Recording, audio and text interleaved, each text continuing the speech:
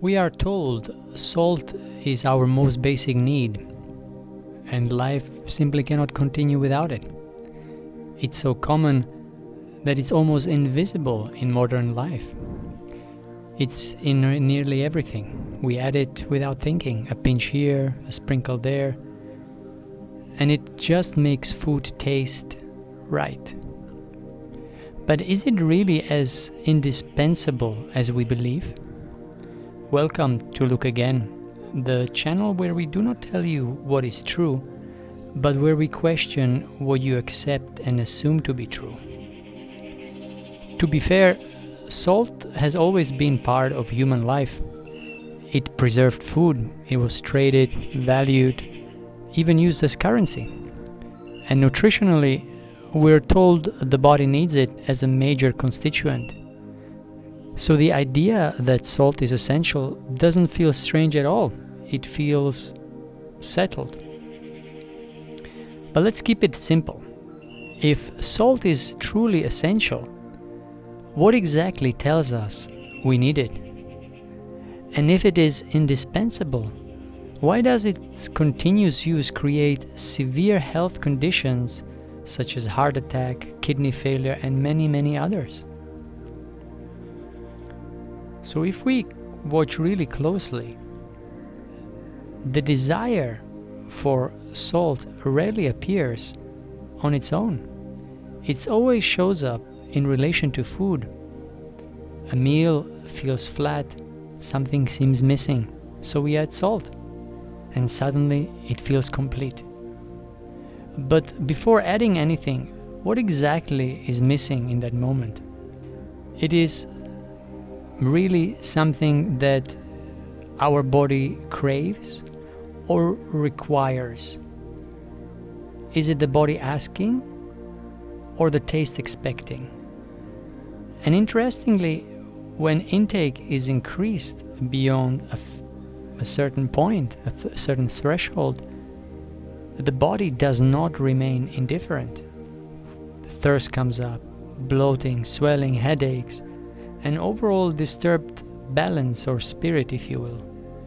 So what does this suggest? When a substance supposedly completes the eating experience on the one hand, while at the same time produces clear negative physiological responses. Are we dealing with a natural substance required for life, or with something whose role shifts depending on exposure? Something really does not fully add up here. If something is truly essential, would its absence be experienced in such a specific way like blandness, or is that already a reaction shaped by how we've learned to eat?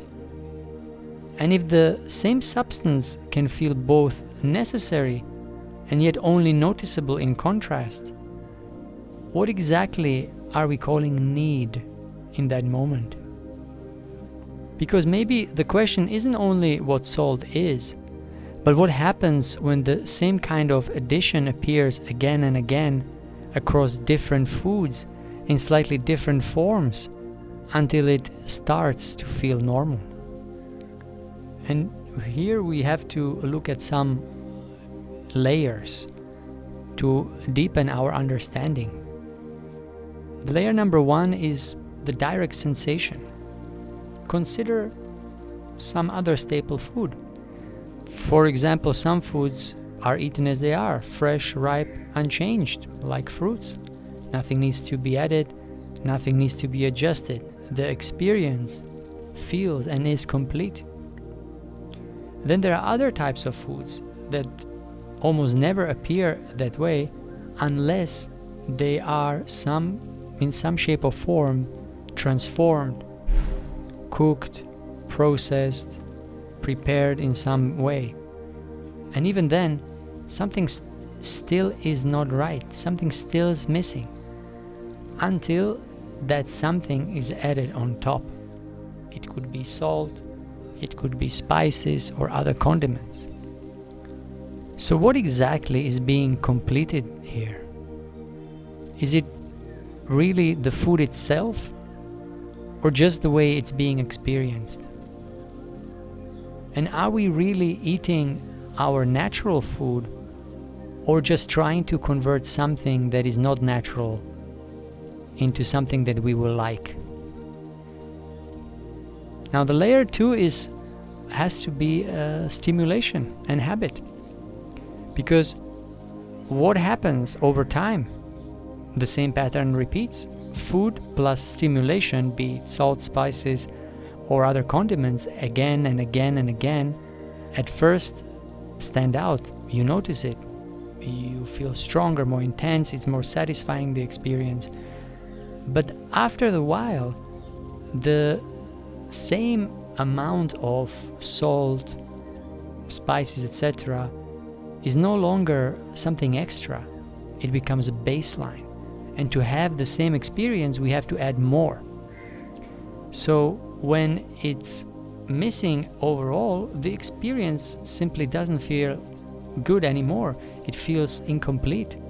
Not necessarily because some article in the food or something in the food itself is missing, but because something that we used to being added is now expected.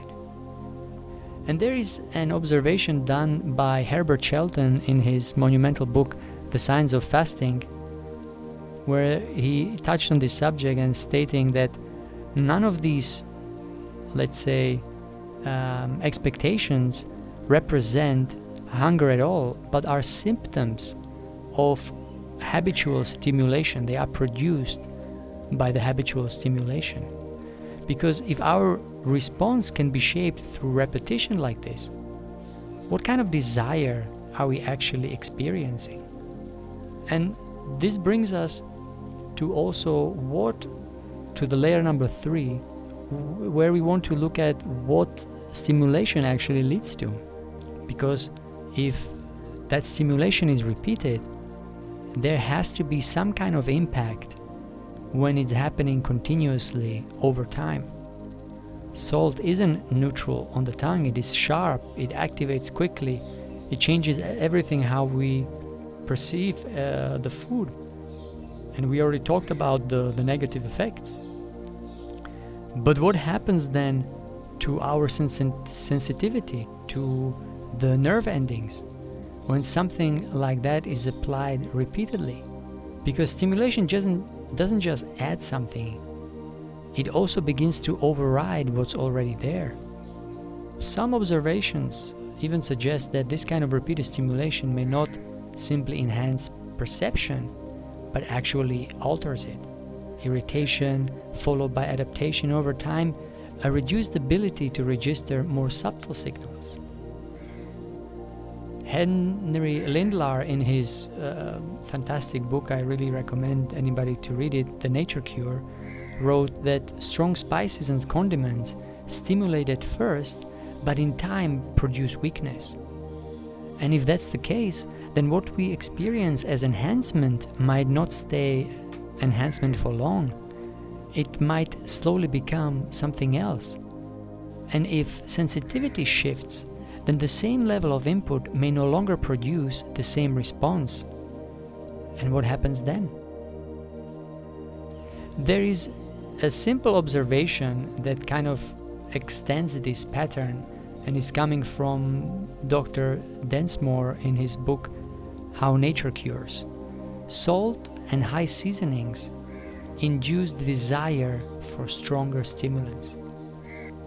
If stimulation leads to more stimulation, then the direction of a pattern isn't just repetition, it's escalation. And when you look at it in this way, it raises a different kind of question.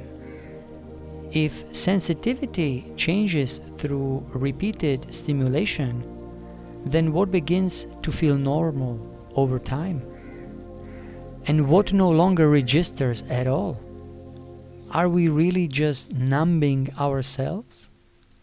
Because if one form of stimulation becomes part of the baseline, does the system stay the same? Or does it start looking for something stronger and stronger and stronger somewhere else? And if this pattern continues, stimulation, adaptation, reduced sensitivity, what follows next?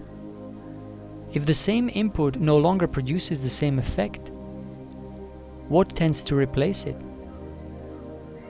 And if different forms of stimulation begin to overlap, food, intensity, other habits, would they feel separate or strangely similar? And when patterns like this appear together, are they independent or are they responding to the same shift underneath? So when we reach to salt, what are we actually responding to?